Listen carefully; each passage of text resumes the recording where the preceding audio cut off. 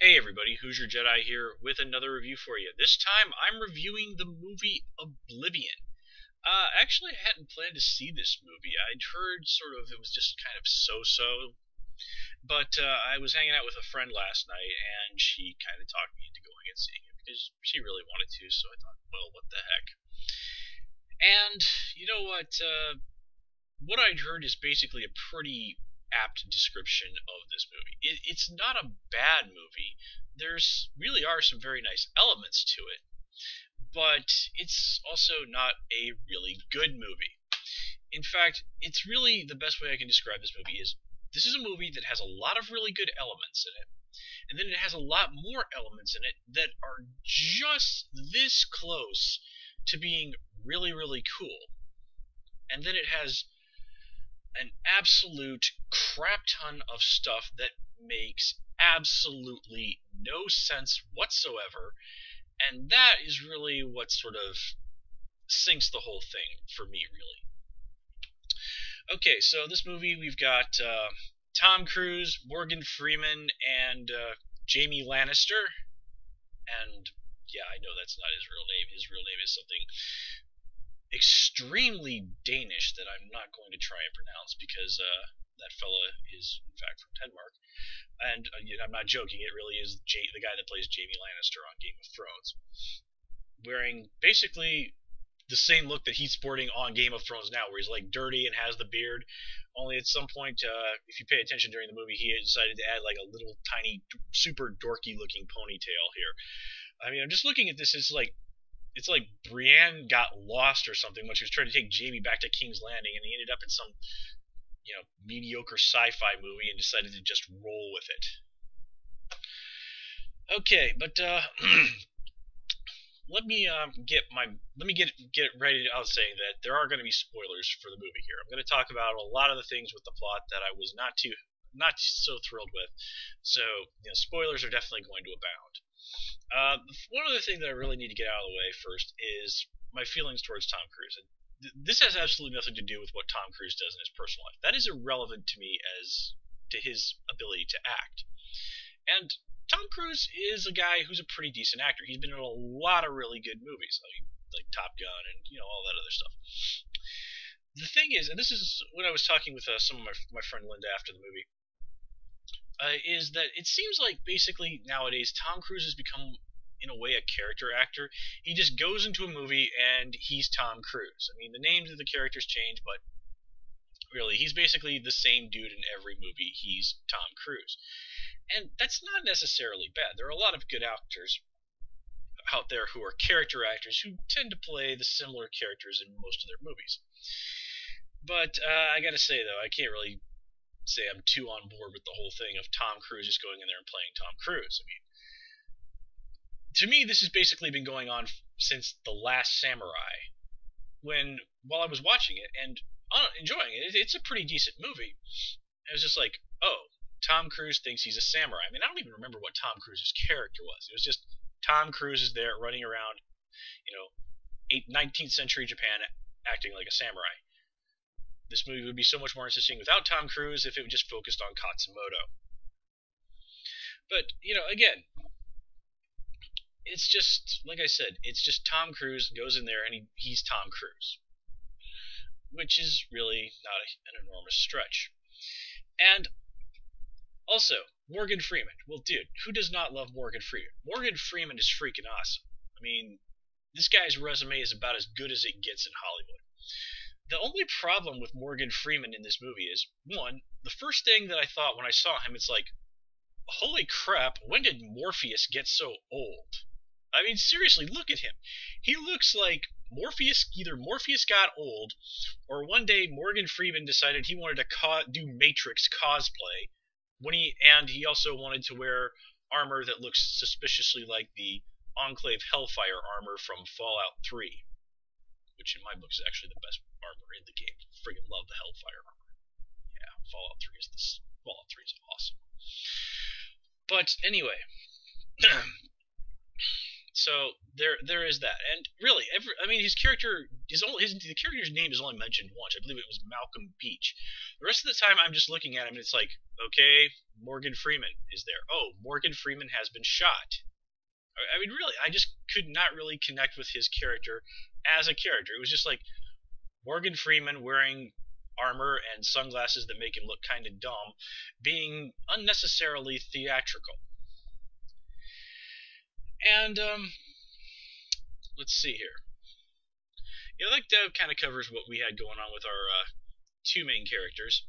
I don't really have anything to say about the lady that played Victoria, Vicky. Um, I mean, she did a fine job. I certainly had no problems with her. Uh, the lady that played Julia, Olga something or other, played by, from what I've read, a Ukrainian actress, best known for taking her clothes off in movies. Here she doesn't do that. That's the British lady's job. And okay, I gotta say, is it just me or did Julia really not seem to be bothering with the Russian accent? I mean, she was supposed to be Russian. I mean, maybe there was a little bit of it there at the very beginning, but then just a very standard, nondescript, obviously not American accent, but you really couldn't. There was really nothing in the way she spoke that really said she's from Russia to me. Yeah, I mean, your mileage may vary on that, but that was definitely going through my mind while I was watching the movie. And so let's get into some more the stuff in more detail. Okay, first of all, I have to give the movie some serious credit. The music in this movie is wonderful. It's really beautiful music. It's the kind of, and I'm not kind of one of those people that really likes to have background music going on, but this feels like a CD that a soundtrack that I would, if I was in the right mood, put on and just sort of go about my daily life while this was playing. It's really that good. And of course, there's also some just really spectacular visuals in here. I believe this was supposedly filmed in Iceland. So, I actually have a friend who actually went to Iceland last year, and she just absolutely raved about what a gorgeous place it is. And that's really on display here.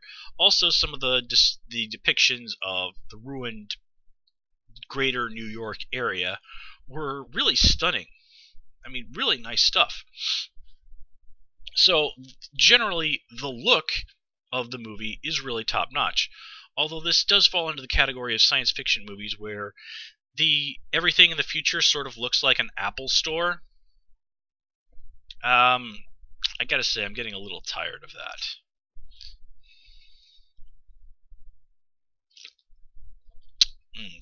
Delicious Japanese beer. I'm in one of my rare moods when I want to have a beer, so get the good stuff. Okay, so let's kind of get into some of the other issues that I had with this movie.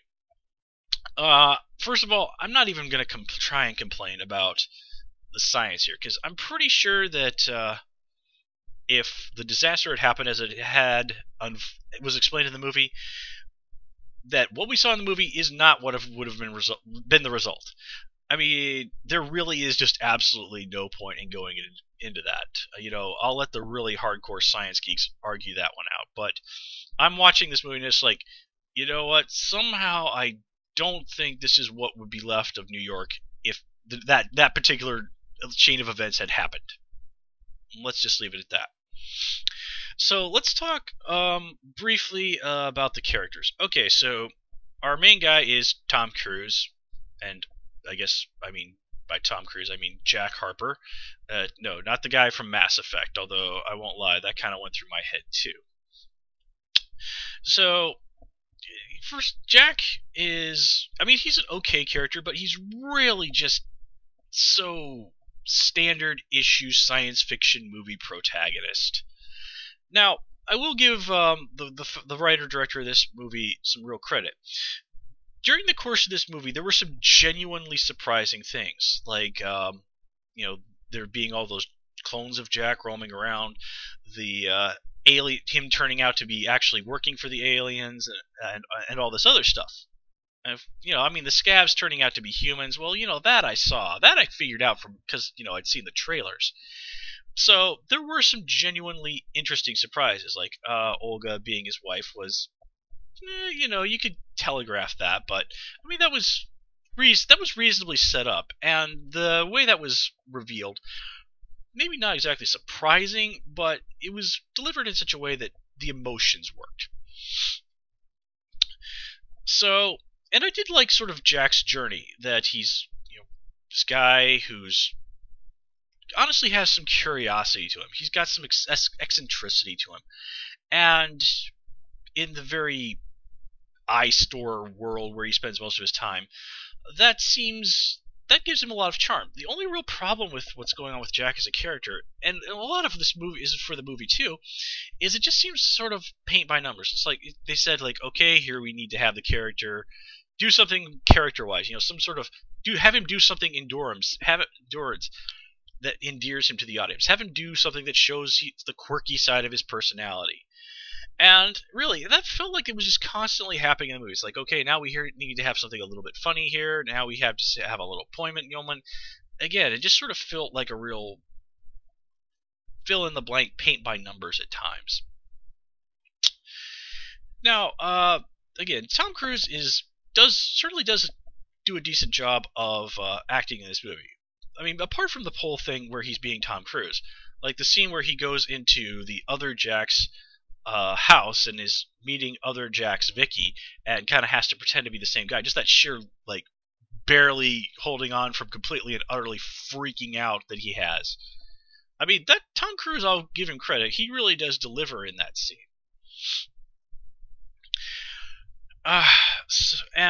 Speaking of Vicky, let's talk about her briefly. Honestly, I kind of liked Vicky as a character. I like how a lot of what was going on with her was very implied. It was sort of implied that before all this had happened, that she'd had a bit of a thing for Jack, and maybe she knew a little bit more about what was going on than she let on, and that she was sort of playing ball with Sally just because she wanted to hold on to Jack and have him for herself. And that's cool. That's interesting, but I don't know. It's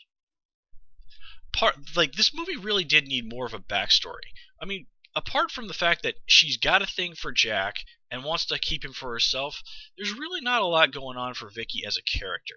Or there is stuff that's going on with her. There's certainly like the seeds and potential of her being a more interesting character, but there's just not the backstory there for it to really deliver. So much of it is just things that are implied and things we end up wondering about. And that's not necessarily bad storytelling. I mean, there have been many other good movies and novels and stories like that out there that have done the same thing, and it worked.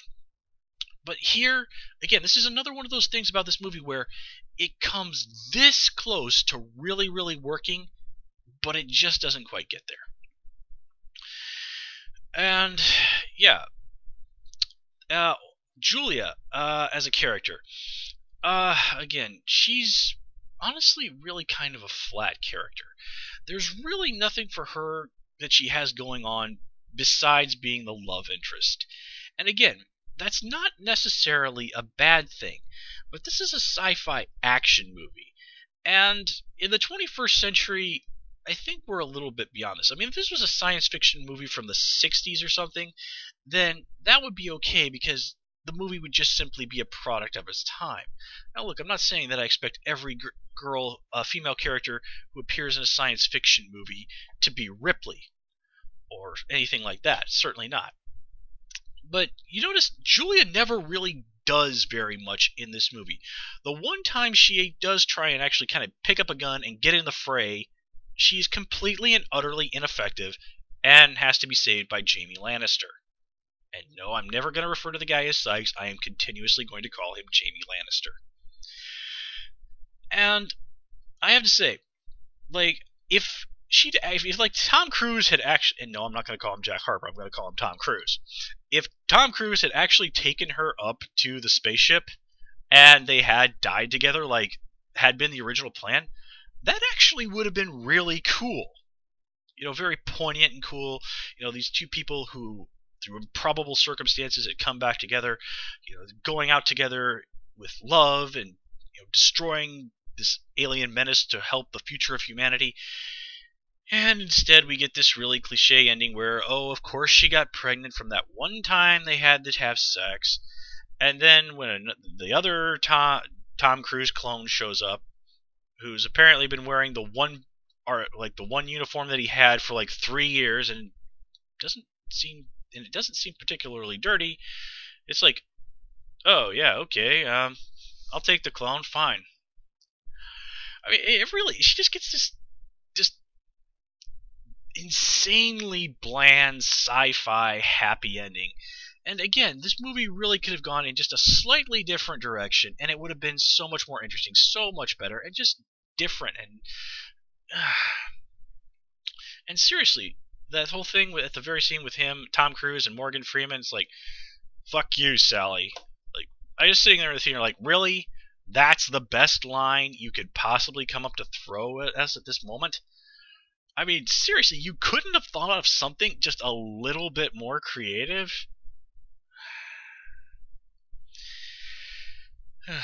Okay. Let's see. So we've talked about Tom Cruise. We've talked about Morgan Freeman.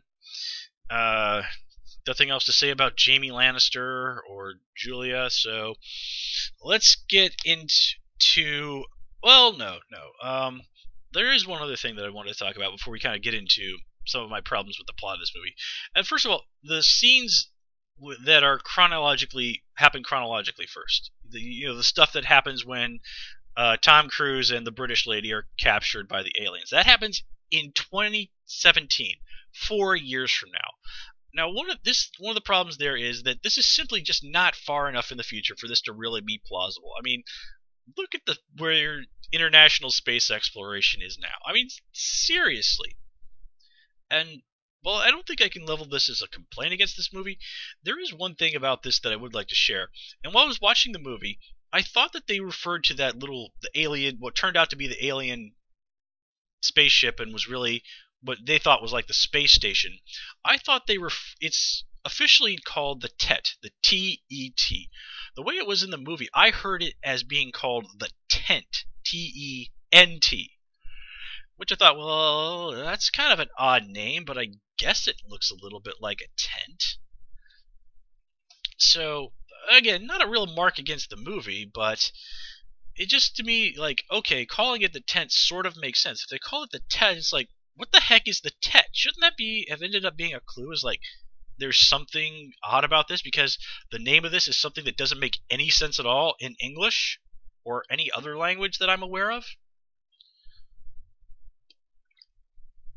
Okay, so now it's time for our grand hoedown of stuff that does not make sense. Okay, there is so much in this movie that just doesn't make sense. Okay, and really, I could talk for a really, really long time about all the stuff in this movie that does not make sense. But I'm just going to hit some of the highlights. Okay, 1. Morgan Freeman says to Tom Cruise, go out there and poke around, and if you find what you're looking for, come back here. Okay, Morgan Freeman, I understand that what you would have been telling him would have been pretty hard to believe. But you could have just told him anyway, and at the very least likely planted some kind of a seed of doubt. And if you didn't even want to do that, why didn't you just go out and capture another Jack clone and show it to the Jack who had shown signs of his original personality? That would have been very convincing evidence. Maybe not 100%, but even at least like, okay, what's going on? I'm willing to hear you out. And second of all, what is with these aliens? If you stop and think about it, how many of their problems would have been solved if they just put a GPS in like the space helicopters, or the motorcycle, or even in the freaking Jack clones? Seriously, they're like, okay, where's Jack? We have to find Jack. Well, why don't you just stick an implant inside the Jack clones? I mean, people can do that with pets. You're telling me that aliens from space can't plant a tracking chip inside somebody and they wouldn't notice?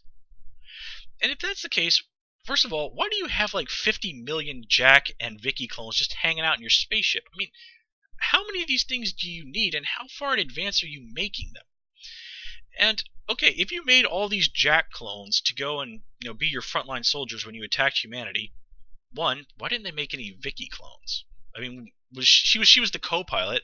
I assume that she also had military training. I mean, most people who fly space shuttles and stuff do come from like the Air Force or the Navy. They're pilots there.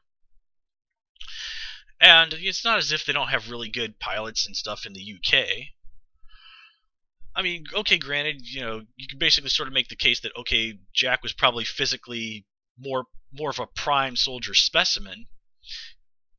Okay, but why would you use all these Jack clones? Why not just send down those alien probes? Because those things have shown repeatedly in the movie to be much harder to destroy than people. I mean, seriously, Jack would have been killed at least once if that technician suit wasn't basically kind of bulletproof. And also, why the heck don't you just make some more of these probes? They're always going on about like how the probes are difficult to come by, but you can make like 50 million Jack and Vicky clones. Why don't you just make some more damn probes? And let's see here. Oh yeah, and why are you putting these power-sucking, water-sucking whatevers off the coast where the scavs can get at them? Why don't you stick them in the middle of the ocean? Or why don't you put them where there are no people? I mean, most of the world is pretty much screwed. Why don't you put them up like the Arctic or something? I mean, granted, there's nothing that says that they don't already do that. But, yeah, again, why not put them in the middle of the ocean? If you have the technology to build these things, I'm sure you could build something tall enough for them to stand on. I mean, do these things even need to stand? Can you put them under the water? And maybe I missed it in the movie, but how are the scavs attacking these things? I mean, do they have planes? Do they have boats? How do they get out there to attack these things? Do they have more of those probes? I mean, it was sort of, I think, weren't them having one of those probes supposed to be a really rare, super important part of the plot? And did you also notice that the only 3 people who can actually fight the probes for anything are Tom Cruise, Morgan Freeman, and Jamie Lannister? And Morgan Freeman's really only able to take down like one of them. I mean, granted, he's like 60 years old, like 70, 80 years old, so okay, fair enough. But still,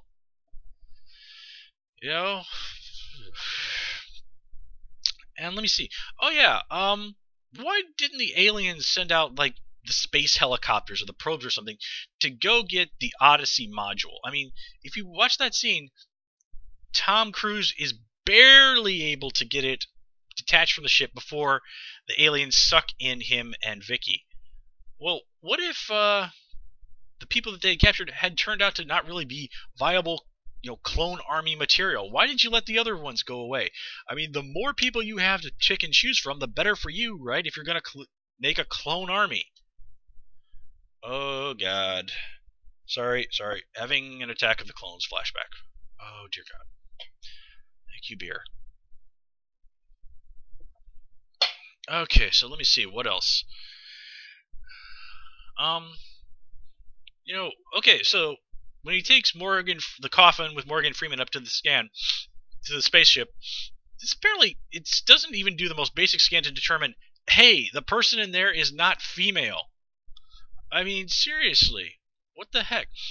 And why do we only see 2 of those probes on that ship? I mean, is that all there are? Were there really just 2 of these things? I mean, again, exactly how many of these probe things does this ship have? It's just... Again, I could go on and on about all the stuff in this movie that just doesn't make sense. And, like I said, that's really just what sends this movie to the bottom for me. There's just so much stuff that doesn't make sense. I just couldn't enjoy this movie. Now, I mean, I can let a few whatever things, like, I can hand wave, I can whatever a few things in most movie, but if, like, every 10 minutes I'm thinking, wait, that doesn't make sense, yeah, then the movie is failing. And, like I said, that is, like, the movie's strong points are enough to counterbalance the bad points, enough to where it's an okay movie. But I can't really say that this is a movie that I'm in any hurry to see again. Let's put it that way. So, with that said, folks, I'm going to call it here. As always, please comment, rate, and subscribe, and of course you can follow me on Twitter at Who's Your Jedi. Until next time, take care and have a good one.